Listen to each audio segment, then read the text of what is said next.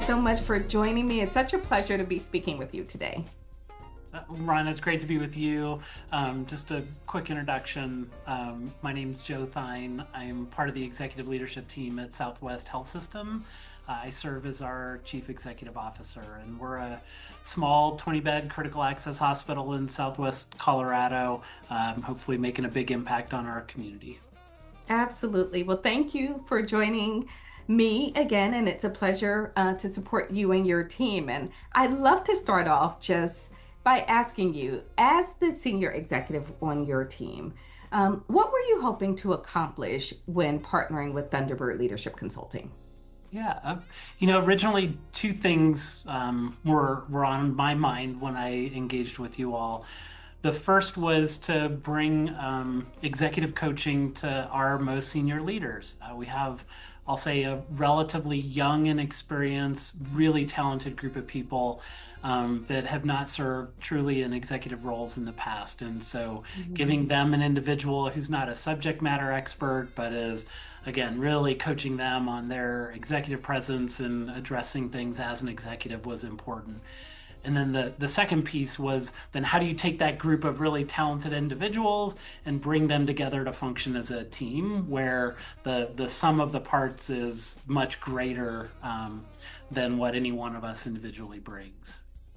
You did that perfectly because that's kind of the way that we describe teaming and that we are really in the process of creating that shift, right? From individual excellence and technical competence into functioning as a group, as a collective, and a high performing team. So, perfectly described there. So, with that being said, Joe, how would you describe the impact of Thunderbird Leadership Consulting? And specifically, I'm interested in your experience with context based coaching and also our T Bird teaming process.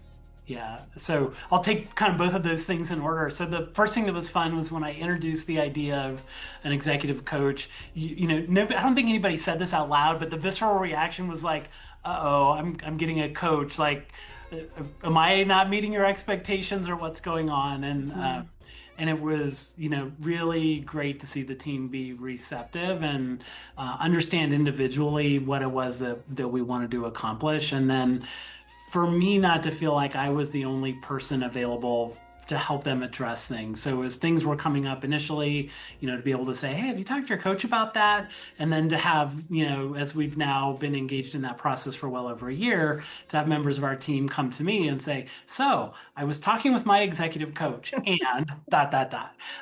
So that it's been great to see the growth at the individual level in terms of the executive's performance. And then because each of us, while we have a different person coaching us, they're all coming with the same approach and same overall knowledge of our team and our organization. When we do come together as a team and work on that teaming part, which is usually with a member of Thunderbird, guiding us through as a whole group on site, a day's worth of either activities or topics. When we come together in that team sense, what we're experiencing is starting to be really defining for us and our organization. What does it mean to be an executive? And because we're small, it's not like, oh, like we're executives and so we don't have to do all this other operational work. But because we can define what it means to be a member of the executive team, we can then, and we have started deciding when are the spaces where we do that work, and then where are the spaces where we do more of the operational work, and giving clarity to when and where we show up to deal with what issues or what opportunities has been really powerful for us. You described a couple of things, Joe. The second one that I just heard you mention was really the system and structural architect Yeah. around, your team and helping you and the team decide on what that architect is and then execute that. Yeah. Um, then the first thing that you mentioned that I heard from you is something that is near and dear to my heart, which is coaching is about fixing or I'm not doing something right. And oh, it's like nothing could be further from the truth. My favorite quote is that Michael Jordan didn't need a coach because he wasn't a great player, right? So thank you for allowing the space to bring that up because I do feel like it's something that is very important for leaders to get comfortable with the terms of coaching for growth, Yeah. coaching for potential. So, thank you for that. Yeah, So, and I'll add on. It's really fun. yes. 'Cause, like, and this is not just true in the organization that I'm a part of today, but so often people that find themselves in leadership roles are also engaged civically in their community and other things. And one of the ways I see so many leaders engage is they coach youth sports or youth teams or whatever. And it's so funny. It's like, well, I'm coaching this team, and it's like, yes. And we're going to have a coach for you on this team here. And you can see the lights go off. It's like, oh, like I understand. So being able to give Oh, people a context of where coaching fits in across our life, professionally and personally, is helpful. well, thank you for that. I'll have to use that community coaching because a lot of folks are doing exactly that, right? Or you're the coach or quarterback in your family. So many connections. So, as you think about the operational side of this, it's difficult. Organizations are stretched and they're so busy and there's so many financial pressures. The question that we get asked is, what are the tangible results? So, what can you say have been some of the tangible outcomes that you've seen for your organization and your leaders? Yeah, there's a couple. So the first I'll give is like really tangible. Part of what got introduced to us with our work with Thunderbird was using DISC as an assessment for us to learn more about how we behave when maybe we're not thinking about how we behave and what those natural tendencies are, and then learning, how other members of our team naturally show up. More Mhm. importantly, then how do we adjust our own behaviors to meet other people where they are? So that introduction led us down a path where today we have some form of DISC in our introduction, all the way embedded into our new hire orientation. And we've also done some work at a department level. And so well over 50% of the employees that are in our walls today have had some exposure. So you say, well, okay, well, how does that translate into real tangible impact? So last year we had two employees working in the same department that were having some conflict with one another. And the leader of our HR department was working through that conflict with their leader, with the two of them individually. And part of the work that they did in trying to resolve some of that tension and lack of effective communication was really centering around their differences in communication styles and behavioral Mm. tendencies. And through some really good employee relations work, but because everyone in the room had a foundation of DISC, they were able to talk about, behavior less attached to the person and more, directly about the behavior, and work through how people were showing up and how it impacted others.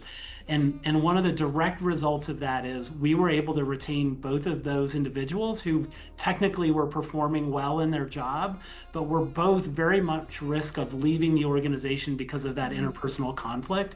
And I'm really proud to say that both of them continue to be employed by us today.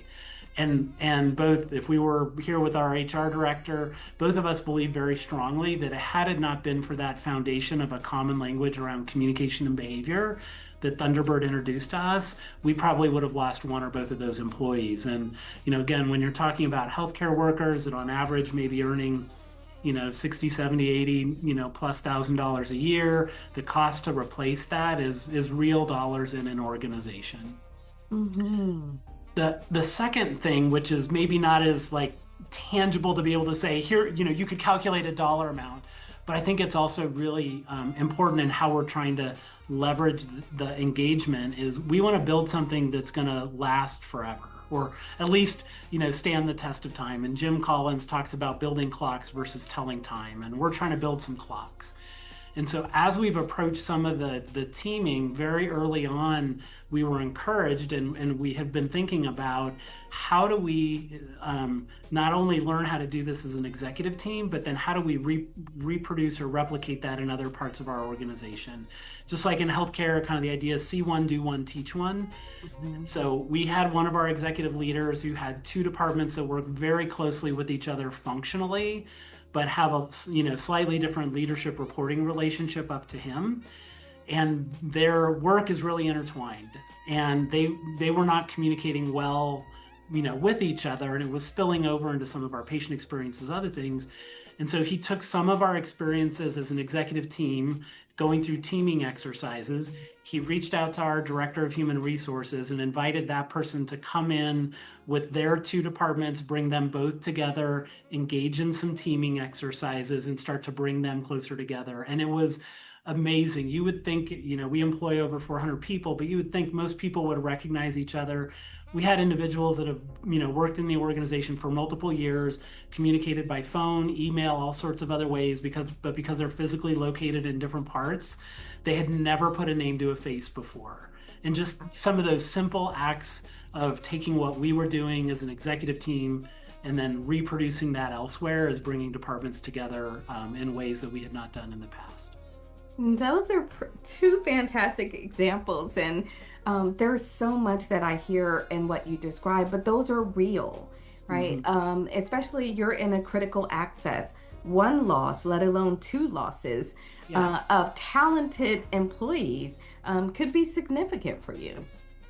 Yep. And it's not just the financial cost, right? It's, the onboarding culture, building trust, like that all takes time and energy and effort. And impacts the quality of care and the quality of place that we are to work. So it's meaningful when we can retain people and help them solve some of their own challenges in communicating with each other. We don't have to solve it for them. We just provide the tools and the space to work through it. Absolutely, Joe. Thank you.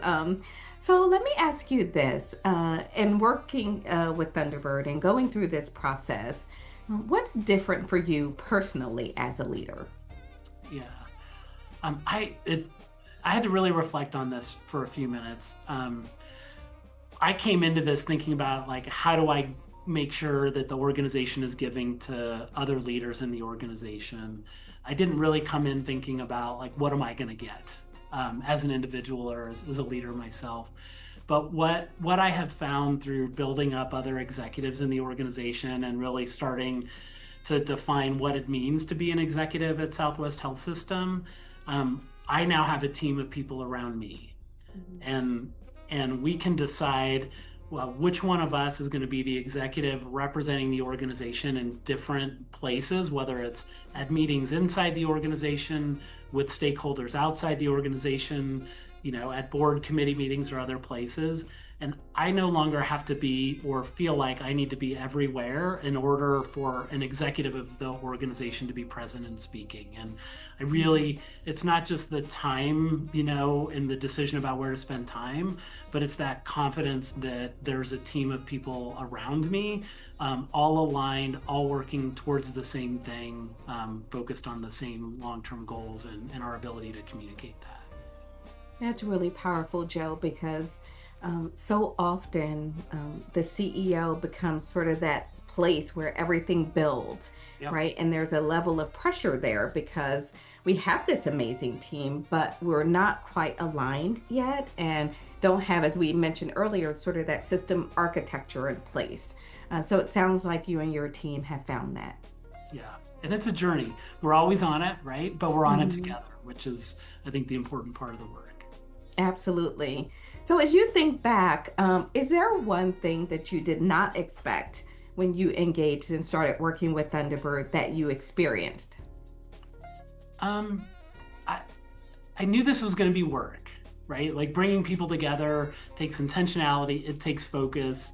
For those that may be familiar with DISC, if you haven't figured it out, I'm more of a high D, so a little more serious, driven, like, let's go, go, go. And one of the things I didn't expect that I found was our team encompasses all of the DIS and C, and we have found, even in the hard work that we do and the importance of it, we've also found time for humor. We've found time to celebrate and recognize other people. We've found time to, like, really dig into the details around things. And I did not come into this expecting that work would not only be, like, really intentional and focused and hard, but it would also be uplifting and energizing. And it really has been. It's a joy to come together with the team. Even on the hardest of days, we know we're going to enjoy the time getting through the work together. Nice. Yeah, if you were to look at our guiding principles for Thunderbird, fun isn't on there, but we seriously talked about adding it because we believe in it so strongly. We laugh, we have fun, and then we do the serious work too, and those things go hand in hand. Yeah, it can be an and. It doesn't have to be one or the other. Both can be held at the same time, and we're doing that. Absolutely. Yeah. Joe, if you were to speak with another executive leader who was thinking about working with Thunderbird, and they're like any other organization, they're busy, they're stretched, they're pressed, what would you say to them? Yeah. I think a couple of things. One, if you're ready to make an intentional investment in your leaders, Thunderbird's been a great organization to work with around that. And probably the reason I say if you're ready to make some intentional investment is you're going to have to carve out some time, and it is an investment. And like any good investment, it yields returns. And hopefully you're hearing some of those for us today. And then the other piece around like being intentional and thinking about it as an investment is, and this kind of almost goes back to that coaching, model piece, right? Like you can have a great coach, and a great coach is absolutely an enabler of an individual's performance or of a team's performance. But there is a moment in time where the team or the individual has to step on the field of play, the court, the meeting room, whatever the context is, and do the work. And so it does take time and intention and investment and work, and having a great group, couple of coaches around us, and process rather than just randomly doing things, which is what Thunderbird has provided to us, really has unlocked the investment of our time in building an executive team and then building out leadership in the hospital. That's great to hear because I'm a huge sports person. Mhm. And so whether we're talking about my favorite San Antonio Spurs or my favorite Philadelphia Eagles, right, that's absolutely true. The coach does their part, right, and gets you prepared and the systems and structures and helps you understand the opponent and all of those things. And then it's time to tie your laces and step out there, and then you carry the ball. And then hopefully you get the feedback and you perform well, and we're continuing to support the evolution in that. Yeah, and that's the other great thing about a coach or having a process that's bringing a team together is it's not just show up one day, there's some training, and then move on to the next thing. It's coming out of whether it's an individual coaching session or some teaming efforts. It's like, hey, let's go try these things, see what happens. You have a place to come back to, reflect on what happened, what went well, what should we take a look at doing differently, and then proceed forward with that coach, helping us both reflect and guide the next steps. Absolutely. Well, Joe, thank you so much for spending a few minutes with me. It has been a pleasure talking with you and learning more about sort of the impact and the work that you all have experienced with Thunderbird Leadership Consulting. Well, thank you, Rhonda, for the opportunity to share a little bit of our story and for your entire team that's been helping guide us.